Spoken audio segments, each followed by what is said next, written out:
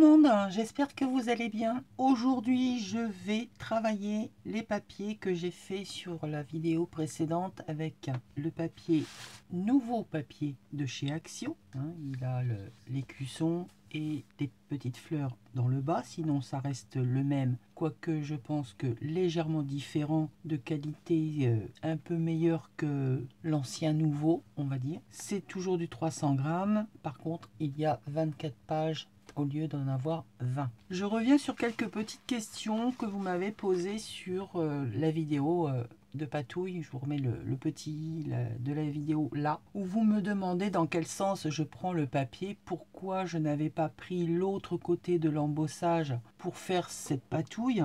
Alors, je vais vous répondre tout simplement que lorsque je patouille, des fois c'est, et je dirais même la majeure partie du temps, je ne fais pas attention au sens du papier. J'ai attrapé une page, j'ai pris ma plaque d'embossage, je l'ai découpée, j'ai mis dedans, donc déjà pas de mesure. J'ai mis ma page dedans, enfin mon morceau de papier à l'intérieur, j'ai passé dans ma machine de découpe, j'ai fait l'embossage et puis voilà. C'était pour vous présenter de base la plaque d'embossage. J'ai pas fait attention, c'était juste pour avoir un résultat. Après, je me suis amusée, j'ai dit tiens, et si je faisais quelques couleurs dessus. Et puis un petit peu d'eau, un peu d'alcool, les encres sont arrivées. J'ouvre un petit flacon et platch, une tache. Et c'est comme ça que j'ai commencé à patouiller et à découvrir que ça transperçait le papier et qu'on avait justement un superbe résultat derrière. Alors, oui, je pourrais effectivement travailler aussi ce côté parce que il est tout à fait correct, mais c'est surtout ce côté-là qui m'intéresse. Je pourrais aussi travailler de ce côté-là et voir ce résultat sur le côté de la page qui a été embossée, où le travail a été poussé. Je ne l'ai pas fait. Pourquoi? Je ne sais pas, le résultat m'est apparu dans ce sens-là et justement ça crée une nouvelle dimension entre parenthèses. Mais tout est possible dans la patouille. Tout est possible. Bien souvent, c'est une erreur, un truc qui ne s'est pas passé comme il fallait. Et au final, c'est vous qui décidez. Comme vous l'avez sous les yeux, vous avez vraiment le rendu, vraiment... parce qu'en caméra, on voit rarement le réel. Enfin, on voit rarement. On ne voit absolument pas la même chose, où c'est embelli, où justement les couleurs sont altérées. Mais après, c'est vous qui voyez, c'est de la patouille. On fait comme on en a envie et on ne se prend pas la tête. Voilà, c'est ça, le mot-clé patouille, c'est vraiment ne pas se prendre la tête. Qu'est-ce que j'ai eu d'autre? Donc le sens du papier, pourquoi je n'avais pas travaillé de ce côté, donc le côté envers de l'embossage, pour avoir le côté visible. Peut-être que ça va pas réagir de la même façon. À vous d'essayer. Faites-moi part de vos expériences. C'est toujours intéressant, comme ça je peux en parler et voir justement moi pouvoir essayer de mon côté. C'est aussi comme ça qu'on peut échanger, partager et avancer surtout. Voilà, donc ça c'était le petit blabla sur les 2-3 questions que j'avais eues qui peuvent à mon avis vous être utiles également. Mais surtout ne vous prenez pas la tête, on patouille, on prend, on fait, on regarde le résultat que ça donne. Alors j'ai également eu comme petite question à savoir si les encres acryliques en spray de chez Action donnaient un résultat, donnaient le même résultat. Alors j'avais fait un essai que je ne vous ai pas montré lors de la présentation parce que justement c'était pas concluant. J'étais pas du tout contente du résultat, que ce soit d'un côté ou de l'autre. Voilà ce que ça donne sur le côté embossé de mon papier et derrière il n'y a pas grand chose. Alors à mon avis, je pense que c'est parce que la peinture n'est pas assez pigmentée. Les peintures de chez Action, elles sont bien pour faire de la petite patouille, mais elles n'ont pas tellement de pigments, donc elles ne peuvent pas restituer. Vu ce que je mets comme eau et comme alcool, ça les dilue encore plus. Déjà qu'elles n'ont pas grand chose de couleur à donner, la couleur elle peut pas passer de l'autre côté. Donc à essayer autrement, je sais pas, peut-être sur un papier un peu moins épais que le 300 grammes. Je sais pas, à essayer, mais pour l'instant, moi, les sprays acryliques action, ben, pas top. Voilà, c'est tout ce que je peux vous donner comme réponse. J'espère que ces petites réponses vous aideront à patouiller de votre côté. Et maintenant, on attaque le vif du sujet qui est le tuto du jour. Nous allons faire cette carte. Enfin, pas celle-là, hein, parce qu'elle est déjà faite. Mais c'est l'idée. Elle est toute simple. La seule originalité, c'est son système de glissière, petit embellissement coulissant qui fait que ça vient fermer la carte. Voilà. C'est le petit côté original de cette carte. J'ai quand même fait un checker. Hein, vous remarquerez quand même que je suis encore plus sortie de ma zone de confort.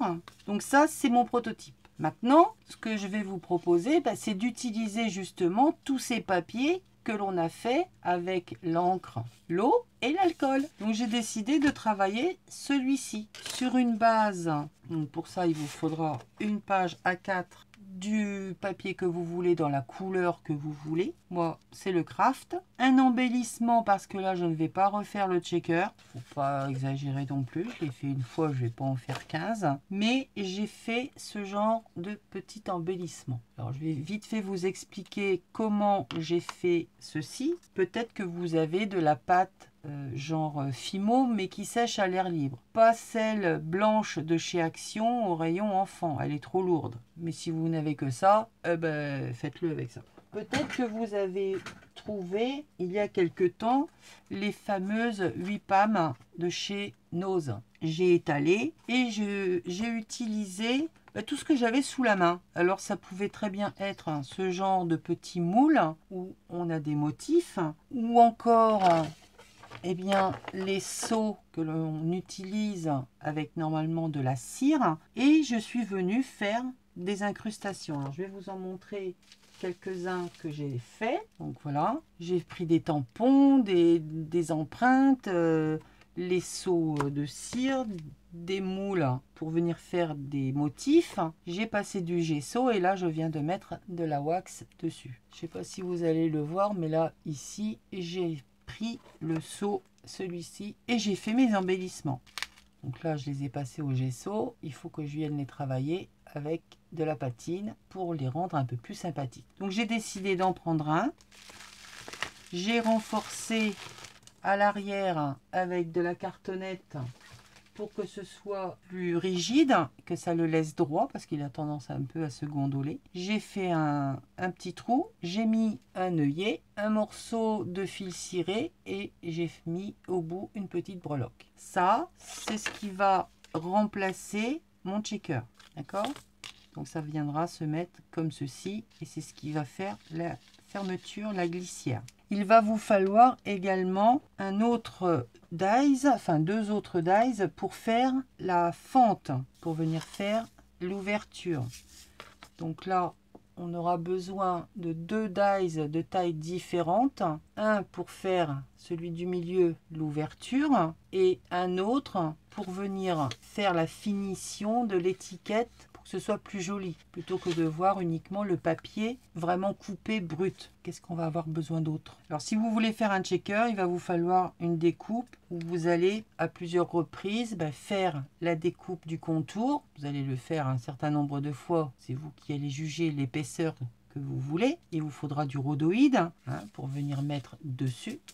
Évidemment, des paillettes, des microbilles, ce que vous voulez mettre dedans. Après, la déco, une étiquette ou pas d'étiquette. Enfin, après, c'est propre à chacun pour la déco. Donc, on y va. Vous allez voir que elle n'est pas très compliquée, pas très technique non plus. Il y a juste un moment où, justement, pour la fente, il faut faire attention à certains trucs. Mais avec des petits repères de coups de crayon, ça se passe très bien.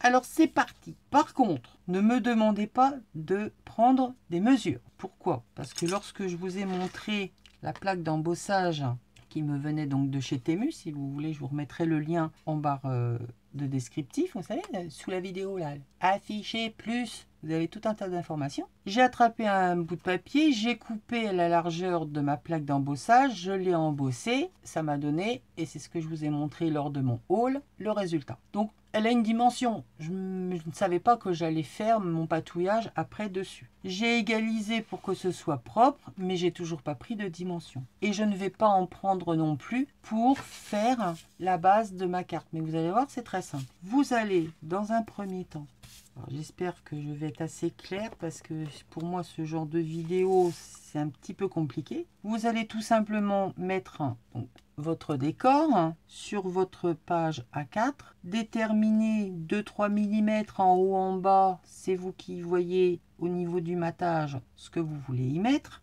et on va faire un petit trait ici et on va en faire un autre en bas. Pour l'instant c'est tout. On va venir couper dans le sens de nos 29,7 de notre page A4 la bande du bas. Si vous faites un checker, vous récupérez ça et c'est dans cette bande là que vous venez faire vos différentes découpes. Donc on récupère. Ensuite, le point de repère qu'on s'est mis là, on va venir faire un pli. Alors attendez que je retrouve mon pli, que je ne me trompe pas de tâche sur mon papier. Voilà, je le mets dans la rainure. Voilà, Lisa, si tu mettais là, ce serait peut-être mieux. Le truc pour faire les rainurages, il est où? On va prendre celui-là. C'est pas celui que je préfère, mais je ne trouve pas l'autre. Donc, je viens faire rainurage ici. Non, n'insistez pas, je ne vous donnerai pas de dimension parce que ce n'est pas une dimension standard. Toujours pareil, on ne plie pas là où il y a le creux, mais on le plie à contresens. Ça se plie tout seul et le pli, il est net et propre. Une fois que votre carte est pliée, vous allez tout simplement venir rajouter 2-3 mm de façon à ce que ça puisse mieux se fermer, qu'il n'y ait pas de gêne. Donc vous rajoutez 2-3 mm plus 3 cm. D'accord? Donc 2-3 mm. Donc moi je vais me mettre ici et je vais rajouter, je vais faire un trait, ça fait un peu beaucoup là, de me mettre là. Voilà, je vais faire un trait ici et de ce trait, je vais venir mesurer 3 cm. Et là je coupe. C'est ce que je montrais. J'y vois plus rien du tout, c'est une catastrophe. Donc là, je viens faire mon pli puisque c'est le rabat de ma carte. Donc là, je plie une première fois à contre-pli et je ramène dans le bon sens. De là, je viens compter donc 3 cm et je viens couper mon papier. Petite chute pour venir faire les étiquettes, les petits embellissements si nécessaire. Donc là, on a la carte suffisamment grande pour laisser un matage tout autour. Ici, le petit espace pour ne pas gêner. Et on a le retour de notre carte pour faire notre système de fermeture coulissante. Maintenant, on va à peu près à 1 cm du bord ici et au milieu de notre carte. Donc là, ma carte, elle fait 16 et demi, du 8 quelque chose. Ouais, c'est ça, 16 et demi. Donc 8, 25. Elle est à peu près au milieu, hein, au pifomètre. Et à 1 cm du bord. Pourquoi 1 cm? Parce que tout simplement, il faut que à partir de ce pli que nous avons là, hop là, 1 cm, c'est à partir de là que je vais pouvoir positionner mon premier dies qui est ici. Alors, je vais pouvoir l'enlever. Voilà. Venir le mettre au milieu et le positionner ici. Et on refera la même opération sur l'autre. Donc 1 cm du bord, hop là. 1 cm du bord au milieu de notre carte. Donc on essaye de se mettre le plus droit possible au milieu de notre dies. 7,5, 7,5. Ah, forcément ça bouge. Nickel. Donc là je l'attrape, je soulève le truc, je viens mettre un morceau de scotch washi qui colle pas pour pas abîmer son papier. Si vous voulez pas remettre un papier décor, il faut quand même qu'il colle, hein, Isa. Voilà. Non, il veut pas coller. Voilà. Et je passe dans ma machine de découpe. Donc là, on vient de créer l'ouverture sur notre carte. Je referme ma carte. Je reprends mon dies. Donc là, c'est pareil. On récupère la petite étiquette. Ça peut toujours servir. Je viens me repositionner à l'intérieur de mon ouverture. Et je viens me placer à la même distance que là. Je me remets dedans. Je le bloque. Je remets mon scotch. Et cette fois, je vais ouvrir et faire cette ouverture. Nous venons de créer l'ouverture de notre petite carte. Si vous voulez ancrer, c'est le moment de le faire. On peut venir aussi arrondir les angles, comme moi je l'ai fait ici. Vous pouvez également faire, justement pour que ce soit plus joli au niveau de la finition, avec l'autre dies plus grand que celui qu'on s'est servi pour l'ouverture, venir faire justement une petite étiquette ici pour que ce soit plus joli. Vous en faites une de ce côté là, moi j'en ai pas mis de l'autre côté, mais on peut également venir en mettre une de l'autre côté, donc il vous en faudra deux. Et une troisième qui va nous servir justement lorsque on va l'ouvrir ce soit joli, mais lorsque la carte sera fermée, venir remettre et que ça fasse comme si l'étiquette elle était entière également, d'accord? Donc il vous faudra de nouveau la même découpe. Donc ça, vous faites votre étiquette de contour avec votre dies. Maintenant, Isabelle, tu es une gourde parce qu'il aurait fallu que tu mettes ton papier décor avant. Comment tu fais maintenant pour faire ta découpe, hein? Avant de faire la découpe, vous savez quoi? Je vais coller mon papier décor et je vais remettre mon dies de l'autre côté pour me faire l'ouverture. Il y a toujours une solution. Donc je colle. Comme il y a de la wax dessus, il faut de la colle qui colle. Sinon, ça se décolle. Par expérience, je peux vous dire que dans le temps, n'importe quelle colle sur la wax, si c'est pas de la colle costaud, ça va se décoller. C'est comme si vous veniez coller sur du plastique. C'est exactement pareil. On va essayer de ne pas se tromper. Voilà, comme ça, ici. Non, mais c'est bien aussi de se tromper en vidéo parce que si ça vous arrive, pas de panique, hein, ça va le faire, vous inquiétez pas. Là, je reprends mon dies. Je vais tout simplement le mettre dans son emplacement, là, comme ceci. Voilà, là, il est bloqué. Et je refais l'ouverture. Voilà, vous avez vu quelque chose? Je n'ai rien vu du tout. Je vais ancrer les bords, ce sera plus joli. Alors moi, j'ai décidé que ce serait avec la Vintage Anti-Sting de chez Stamperia. Ah oui, non mais depuis que j'ai découvert ça, c'est une catastrophe ce produit. C'est une grande histoire d'amour. Donc comme on en prend beaucoup et que ça marque énormément, je dépose avant sur un papier et après je fais mon ancrage. Et en fait on en utilise beaucoup moins que de l'encre parce que comme il est très couvrant, je ne suis pas sans arrêt en train de retaper dans mon pad d'encre et c'est génial. Bon, ça fait un peu les mains sales, hein, mais bon, on s'en fout, c'est du vintage. Enfin, moi personnellement, ça ne me dérange pas. Alors là, c'est pas ancrer les bords, c'est ancrer l'intérieur. Hein. C'est pour pas que ça se voit, parce que c'est vraiment pas joli. Hein. Donc là, j'efface bien partout. J'avais déjà ancré mon papier décor. Voilà pour ça. Je vais coller ma petite étiquette. Alors, normalement, j'en avais une deuxième. Forcément, elle a disparu. Toujours pareil. Donc là, je vais essayer de refaire. Je vais me les mettre en pendentif, mes dies. Je vous assure, hein, j'en peux plus. Voilà, voilà deux. Le dies, il est là. Dans un morceau que vous aurez au préalable, donc teinté. Est-ce que je vais pouvoir faire le deuxième étiquette? Ça va être short, mais je vais pouvoir le faire. Comme ça, on en met une devant. On va venir coller le petit morceau ici et l'autre à l'arrière pour que ça fasse plus joli au niveau de la finition. Maintenant, on prend notre embellissement. On va prendre également un petit cercle que l'on aura fait au préalable. Moi je vais le doubler pour plus de sécurité parce que ce que je vais y mettre dessus c'est quand même pas mal épais.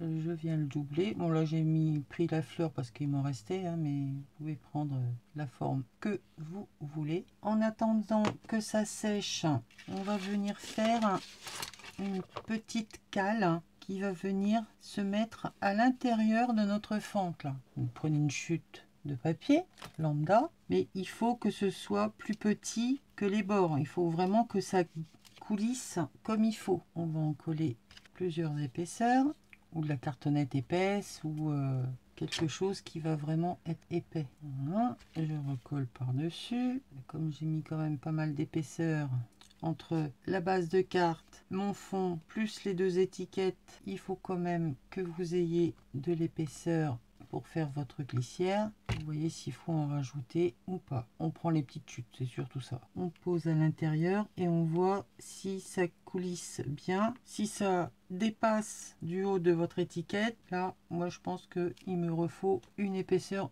supplémentaire, voire peut-être deux. Ouais, c'est déjà mieux. Je reprends mon cercle là, donc le côté on a teinté, on va le mettre de ce côté là, ce sera plus joli. Je viens coller à peu près au centre ma petite cale.